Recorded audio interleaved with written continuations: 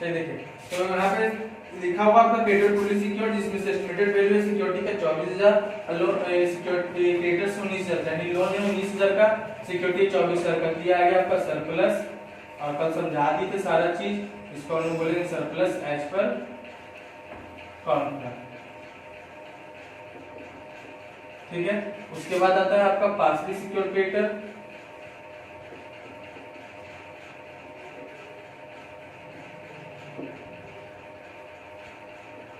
Creditors as पर list सी।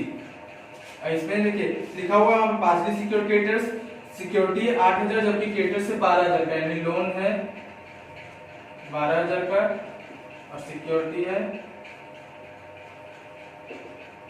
8,000 का, तो 4,000 का 12।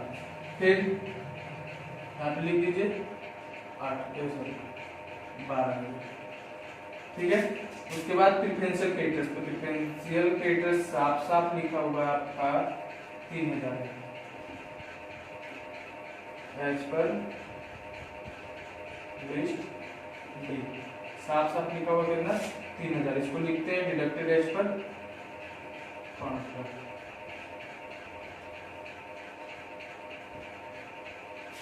ये हो गया आपका लिस्ट डी तक। अब बात करते हैं एसेट्स में, तो एसेट्स में आ जाइए, तो एसेट्स एज पर लिस्ट ई, एसेट्स एज पर लिस्ट ई। सबसे पहले आपका दिया हुआ कैश, तो कैश जितना आपका बुक वैल्यू है उतना ही क्या होगा एस्टिमेटेड वैल्यू भी होगा। फिर डेटर्स का तो अलग होता है, बिल्स पेबल तो है नहीं। उसके बाद है आपका फर्नीचर, उसके बाद क्या है फर्नीचर कितना का है, तो फर्नीचर है आपका 400 और कुछ लिखा हुआ नहीं कितना रिलाइज हुआ, तो हम लोग यहाँ पे भी 400 लिख देंगे। ठीक है, फिर है आपका फर्नीचर के बाद बिल्स, इस वक्त तो अलग से काम हो गया, बिल ऑफ एक्सचेंज का इसमें नहीं होगा, अलग से होगा। डिफरेंशियल क्रेडिटर का तो भी यहाँ पे हो गया। उसके बाद है स्टॉक, स्टॉक के बोल रहा है क्या 2,000 का स्टॉक है और रिलायंस होगा 1100। ठीक है, फिर land and building, land and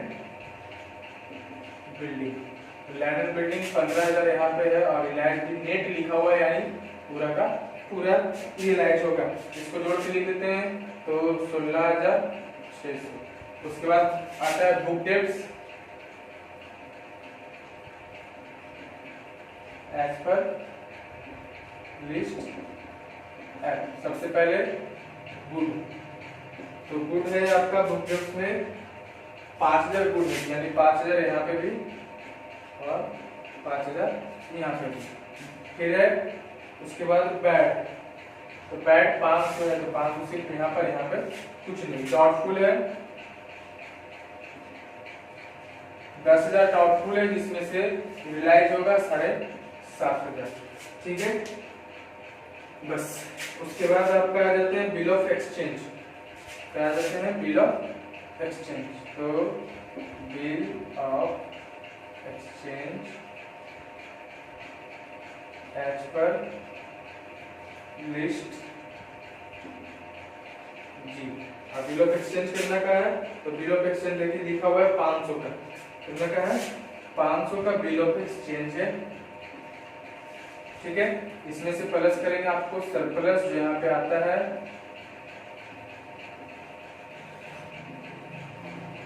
surplus कितना का आया, तो सरप्लस आ गया आपका 5,000 का सरप्लस,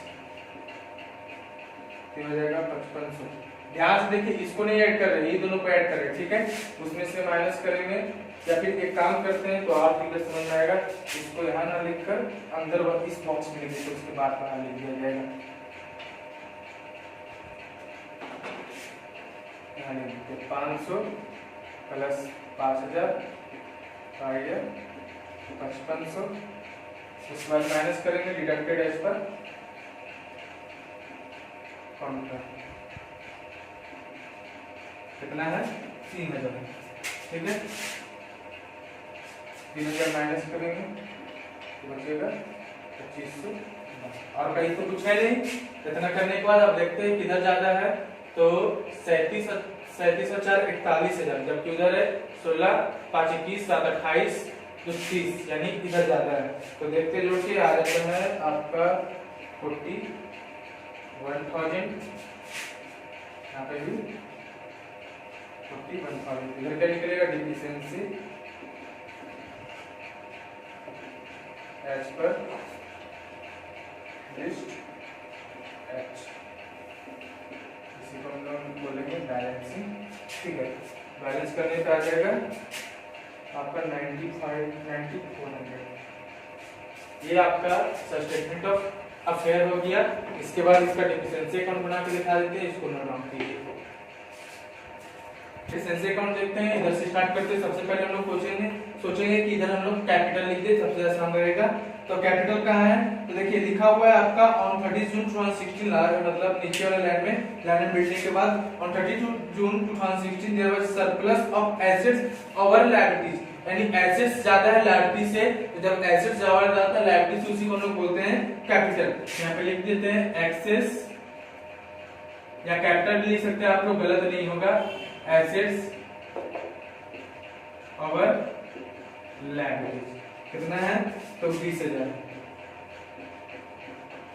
ठीक है, अब बोलो जितना भी प्रॉफिट होता है, तो उसी के बाद का लाइन में देखिए लिखा हुआ है ड्राइंग, विड्रॉ। विड्रॉ मतलब पैसा ड्रॉ कर रहा है, तो ड्रॉ का क्या लिखना लेते हैं, ड्राइंग, यानी इधर लिख देते हैं।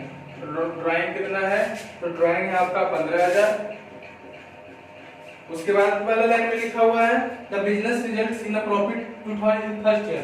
प्रॉफिट हुआ तो बताए थे इधर, यहाँ पे लिख देते profit during the year. Profit हुआ तो डेबिट में ड्यूरिंग द ईयर 2000 का प्रॉफिट हुआ, और साथ साथ लिखा हुआ कि नेक्स्ट ईयर 11,900 का लॉस हुआ, तो लॉस इधर लॉस ड्यूरिंग द ईयर। अब हम लोग को जो यहाँ से मिलना था वो मिल गया 11,900 का।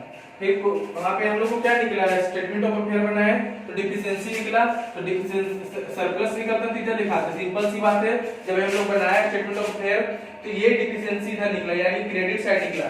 जब उसका उल्टा कहां जाएगा, डेबिट में। सरप्लस निकलता है डेबिट में, तो उसका अपोजिट कहां जाएगा, क्रेडिट में। डिफिशियंसी निकला क्रेडिट में, तो उल्टा कहां जाएगा, डेबिट में। तो डिफिशियंसी एज पर लिस्ट एच कितना का डिफिशियंसी निकल गया था, तो 9400 का डिफिशियंसी, 9400 का डिफिशियंसी था। उसके बाद आपका नेट ड्राइंग लिख दिए, नेट लॉस लिख दिए। अब हम लोग को यहाँ पे देखते क्या है, तो लॉस कहाँ कहाँ हुआ है। तो लॉस देखिए, तो सबसे पहले आपको बैड डेट से लॉस हुआ है ना, तो बैड डेट से लॉस हुआ, तो लिखिए बैड डेट कितना का लॉस हुआ, चलिए देखते हैं। तो 500 तो था ही, बैड पूरा 500 था, डॉटफुल 10,000 था, 10,000 में 7,500 रिलाइज हुआ, तो 500 यहाँ हो जाएगा, टोटल 3,000। फिर से समझ लेते हैं कि बैड देखिए क्वेश्चन में आपका लिखा हुआ बैड 500 तो है नहीं, डॉटफुल 10,000 था जिसमें से रिलाइज हुआ मात्र 7,500, तो 2,500 का लॉस हो गया, तो यहाँ पे। उसके बाद कहां से, तो एसेट्स वगैरह से हुआ है लॉस, तो एसेट्स वगैरह से, स्टॉक से देखिए लॉस हुआ है। स्टॉक 2,000 का था, ठीक है, लेकिन रिलायंस कितना हो रहा है, 2000 में 1100 रिलायंस हो रहा है, तो 900 का लॉस हो गया। ठीक है, ये हो गया स्टॉक से। उसके बाद आपका है bills receivable discounted. Bills receivable discount करवाए थे, जो कि क्या हो गया, डिजॉनर हो गया। समझते थोड़ा सा इसका मतलब, कि मान लें कि आप हमसे सामान खरीदे, ठीक है, यानी जो भी बिजनेस है, यहाँ पे विजय था बिजनेसमैन, तो विजय जो है सेल किया है सामान अजय को, ठीक है, अजय को सामान सेल किया, तो अजय क्या किया, इसको एक बिल दे दिया, 1,000 का बिल दे दिया, ये बिल रिसीव कर लिया। लेकिन विजय क्या किया, ये बिल जाके बैंक से पैसा निकाल लिया, 1,000 के बदले इसको 600 दिया बैंक। लेकिन जब बैंक को इसके पास गया, अजय के पास, तो अजय बोला कि नहीं मेरे पास पैसा नहीं है, तो बैंक किसको पकड़ा है, विजय को पकड़ा है, क्योंकि विजय पैसा ले गया था। इसी को बोलते हैं हम लोग बिल डिस्काउंटेड, ठीक है। तो डिजॉनर हो गया, तो बिल रिसीवेबल, शॉर्टकट में लिख देते हैं बिल्स रिसीवेबल डिस्काउंटेड, या ना छोड़िए बिल्स रिसीवेबल डिजॉनर लिख देते सबसे बेटर, बिल्स रिसीवेबल कितना डिजर्ट हो गया, कितना का, तो 600, कितना का 600 मांगेगा बैंक से, क्योंकि बैंक उसको 600 रुपया दिया हुआ है। हाँ, तो 600 रुपया मांगेगा, और कुछ आपका नहीं। बैलेंस कीजिए, दोनों साइड बराबर आना चाहिए। तो 20 2 22, 22 और 9, 22 और 9 31,400। अब इधर से देखते हैं 15 10 25 1 26, 26 3 29, 29,000 इधर हो गया। 9 6 15 15 और 15 5 20 और 4 24, 29 और 2 31,400। ये आपका डिफिशिएंसी अकाउंट दोनों साइड का बराबर होगा। तो सिंपल सी बात है क्या कि लॉस दिखाएंगे, जो भी प्रॉफिट वगैरह होता है, सिर्फ डिफिशिएंसी को छोड़कर जो भी प्रॉफिट वगैरह होता है उसके लिए तो हम लोग दिखाएंगे डेबिट में, और जो भी लॉस वगैरह होता है उसके लिए दिखाएंगे क्रेडिट में। दोनों साइड बराबर आना चाहिए। इसको नोट डाउन कर लीजिए। चलिए, गुड मॉर्निंग। इंसॉल्वेंसी का कल हम लोग पोस्ट किए थे वीडियो, एक क्वेश्चन बना के, और स्टेटमेंट ऑफ फेयर बताए थे। स्टेटमेंट ऑफ फेयर का क्वेश्चन बना के एक बता दिए थे। आपको इसमें दो ही चीज पढ़ना है मेन है, आपका एक स्टेटमेंट ऑफ फेयर जो कल बता चुके हैं, और एक ये डिफिशिएंसी अकाउंट। बस यही दो टॉपिक है। इसके बाद आपका छोटा छोटा सा टॉपिक चेंज होगा, लेकिन बनाना यही दो चीज है, स्टेटमेंट ऑफ फेयर और डिफिशिएंसी अकाउंट। ठीक है। डिफिशिएंसी अकाउंट क्या बताता है कि जो व्यक्ति इंसॉल्वेंट हो गया, उसका एसेट्स वगैरह, लायबिलिटीज वगैरह को अरेंज करके कितना पैसा आ रहा है और कहां पे उसको प्रॉफिट हो रहा है, कहां उसको लॉस हो रहा है, उसी को बताने के लिए डिफिशिएंसी अकाउंट बनाया जाता है। तो ये दो बात, डेबिट क्रेडिट। ठीक है, सिंपल सी बात समझ लीजिए कि डेबिट में वही दिखाते हैं जहां से उसको पैसा अरेंज होता है और जो उसको प्रॉफिट होता है।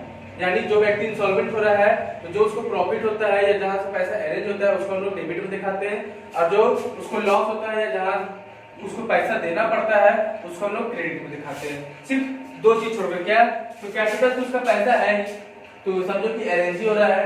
फिर से रिपीट कर रहे क्या कि डिफिशिएंसी अकाउंट में डेबिट में वो दिखाते हैं जहां से इंसॉल्वेंट व्यक्ति को या इंसॉल्वेंसी अकाउंट जो बनाता है उसको पैसा जहां से अरेंज कर रहा है, और जो भी प्रॉफिट होता है उसको दिखाते हैं डेबिट में।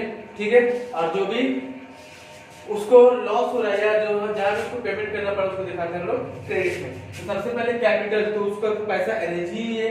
अब इंटरेस्ट ऑन कैपिटल मिला, इंटरेस्ट ऑन कैपिटल जो मिलता है वो भी उसके लिए क्या है, पैसा क्या है, इंतजाम है। डिफिशिएंसी एज पर लिस्ट ये सिर्फ अलग है। जो स्टेटमेंट ऑफ अफेयर कल बताया था हम लोग की, तो उससे डिफिशिएंसी निकलता है, सरप्लस निकलता है। तो डिफिशिएंसी निकलता है तो डेबिट में दिखाते हैं, सरप्लस निकलता है तो क्रेडिट में दिखाते हैं। ठीक है, फिर है प्रॉफिट ड्यूरिंग द ईयर। अब साल जितना बार 3 साल 4 साल बिजनेस किया तो 3 साल 4 साल में कितना बिजनेस किया, उसपे क्या प्रॉफिट हुआ, तो सारा हिसाब देना पड़ेगा। तो profit during the year, profit और रिलेशन ऑफ एसेट्स। अब एसेट्स रिलाइज कर रहा है तो उसको प्रॉफिट हो गया। मतलब ये कहने का मतलब कि ये अगर पेन 10 रुपए का है, ये मार्कर, ये अगर 20 रुपए का मार्कर है, इसको बेचने पे क्या हो गया कि 25 रुपए मिल गया, तो 5 रुपए का क्या हो गया, 5 रुपए का प्रॉफिट हो गया। तो उसी तरह से कोई भी एसेट्स होगा तो उसको अगर बेचने पे, एसेट्स को बेचने पर अगर प्रॉफिट होगा तो यहाँ दिखा देंगे। और प्रॉफिट थ्रू बेटिंग या स्पेक्युलेट्स, यानी जुआ वगैरह खेल के या शर्त वगैरह लाके अगर कुछ प्रॉफिट होता है उसको भी यहाँ पे दिखा देंगे। इस तरह का और भी बहुत सारा आता है फॉर्मेट। अगर उतना लिखने लगे तो फॉर्मेट बहुत लंबा चल जाएगा। आपके पास बुक है, बुक में भी देख लीजिएगा फॉर्मेट। ठीक है, उसके बाद आपका बात करते हैं इधर सबसे पहले ड्राइंग। अगर कोई व्यक्ति बिजनेस से पैसा निकाला तो बिजनेस से पैसा निकल रहा है तो जाहिर सी बात है कि उसके लिए मतलब पैसा कम हो रहा है तो पैसा जा रहा है तो इसे दिखा देंगे। लॉस ड्यूरिंग द ईयर, अब बिजनेस में क्या हुआ कि लॉस हो गया, इधर लॉस थ्रू बेटिंग एंड स्पेक्युलेट्स, जो अगर खेला उससे लॉस हो गया।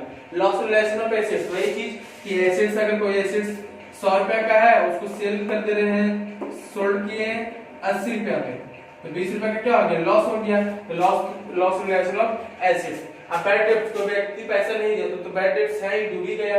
बिल डिस्काउंटेड, बैंक से बिल डिस्काउंटेड करवा लेते हैं।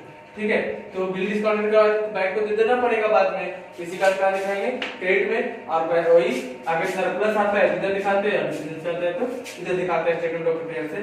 इसको बैलेंस करेंगे, ये दोनों क्या होगा, बराबर हो जाएगा। कहने का मतलब कि ये डेबिट क्रेडिट हम समझाने के लिए लिख रहे हैं, लेकिन डेबिट क्रेडिट लिखना आपको नहीं, सिर्फ समझाने के लिए लिख दिए, लेकिन लिखना नहीं क्योंकि बैलेंस करने पे बराबर आ रहा है। ठीक है, तो जस्ट लाइक ये बैलेंस शीट की तरह काम करता है लेकिन बैलेंस शीट नहीं है, तो बैलेंस करने पे क्या होना चाहिए, बराबर आना चाहिए। अब एक क्वेश्चन देख लेते हैं इससे रिलेटेड, इसको नोट डाउन कीजिए। लिख लिया, चलिए एक क्वेश्चन बताते हैं, आप लोग को फोटो यहाँ पे दिखा दिए, रोक के स्क्रीनशॉट ले लीजिएगा। क्या होता है, Vijay filed of petition in bankruptcy on 30 June 2016। Vijay bankruptcy हो गया 30 जून 2016 को। His book showed the following balance, cash दिया हुआ है 100, डेटर्स में गुड है 5000, बैड है 500 और डाउटफुल में 10000 है, जिसमें से 7500 क्या होगा, रियलाइज होगा। ठीक है। बिल्स पेबल है 1000, creditors unsecured 32700, creditors partially secured दिया हुआ है, पार्शली सिक्योर्ड ब्रैकेट में लिखा हुआ है एस्टिमेटेड वैल्यू ऑफ सिक्योरिटी 8000 और अमाउंट है 12000, creditors fully secured estimated value of security 24000 और अमाउंट है 19000, landlord rent for rent 6 month का बाकी है 2700, फर्नीचर है 400, bill receivable discounted, bill receivable discount करवाए थे 1000 का चीज था 600 रुपया मिल रहा है। ठीक है, और वो डिजॉनर्ड हो गया, बिल रिसीवेबल डिस्काउंटेड 1000 का चीज था 600 रुपया मिल रहा है, क्या हो गया, वो डिजॉनर्ड हो गया।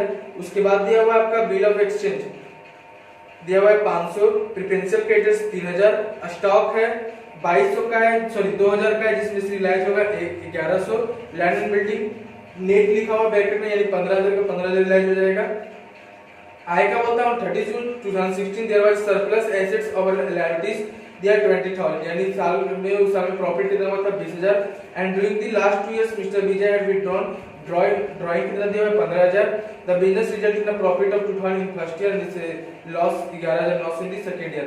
फर्स्ट 2 साल में बिजनेस में प्रॉफिट होता है, पहला साल में 2000 का प्रॉफिट होता है और दूसरे साल में 11900 का लॉस हो जाता है। ठीक है, हम लोग को बनाना है स्टेटमेंट ऑफ फेयर अकाउंट और डिफिशिएंसी अकाउंट बनाना है, ये 2 चीज बनाना है। तो सबसे पहले हम लोग स्टार्ट करते हैं, तो यहाँ पे स्टार्ट करते हैं, ए नंबर में आता है अनसिक्योर्ड क्रेडिटर्स, अनसिक्योर्ड क्रेडिटर्स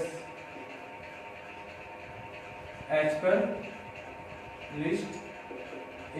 अब इसके अंदर क्या क्या आएगा ये देखना है।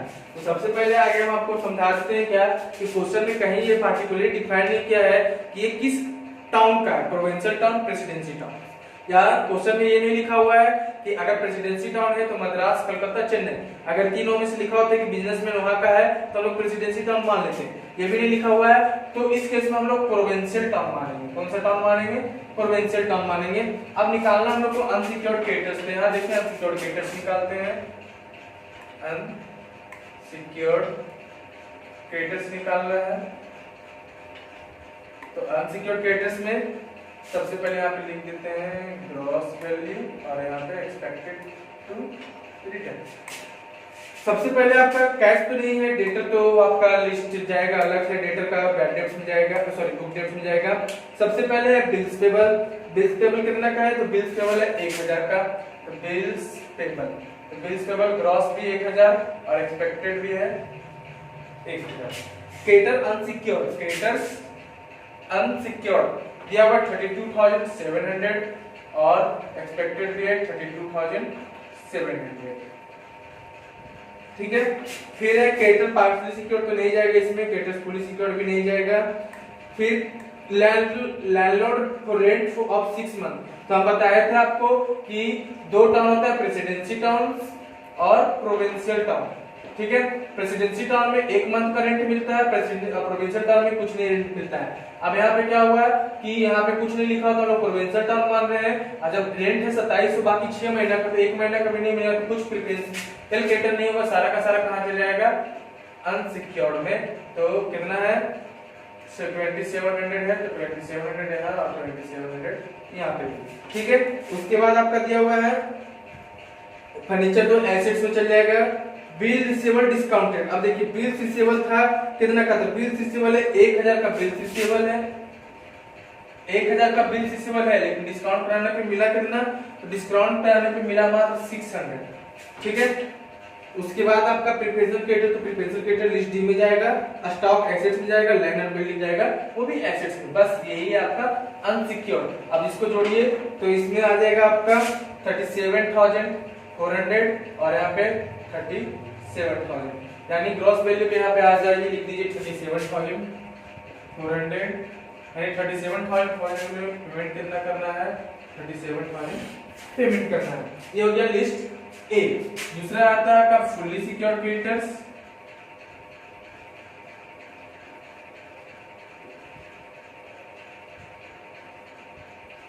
क्रेडिटर्स एज पर लिस्ट बी। ठीक है, ये पुलिस सिक्योर क्रेडिटर्स एज पर लिस्ट बी। अब यहाँ पे लिखा हुआ है साफ साफ आपको क्रेडिटर्स फुल्ली सिक्योर, ठीक है, और सिक्योरिटी उस पे कितना है 24,000, जबकि क्रेडिटर्स कितना का है 19,000 का, यानी लोन था